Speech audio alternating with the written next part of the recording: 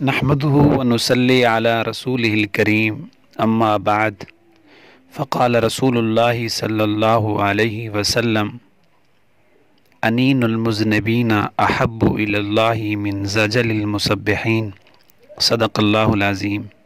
سامعین گرامی، رسول اکرم صلی اللہ علیہ وسلم نے فرمایا،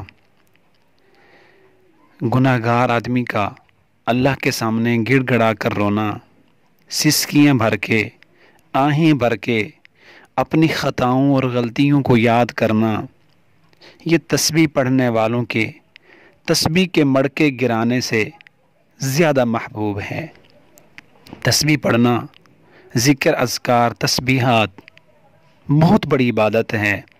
اللہ جس کو چاہتا ہے اسی کو ہی اپنی یاد کی توفیق دیتا ہے، لیکن جو آدمی اپنے گناہوں کو یاد کر کے، اپنی خطاؤں کو یاد کر کے، اپنی زندگی پر نادم ہو کر رب لم یزل کے سامنے بیٹھ کر خلوت میں روتا ہے، اللہ کو مناتا ہے، مناجات کرتا ہے، تو ایسا آدمی اللہ کو بہت محبوب ہے۔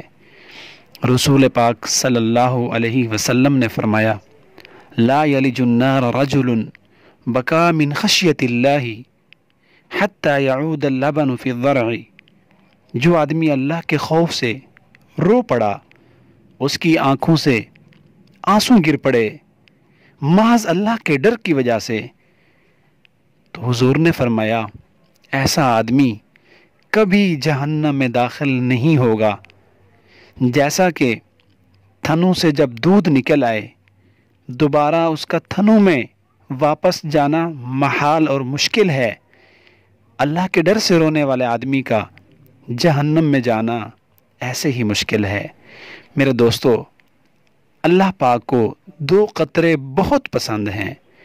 2 قطرے اللہ کے ہاں بڑی قدر و قیمت والے ہیں۔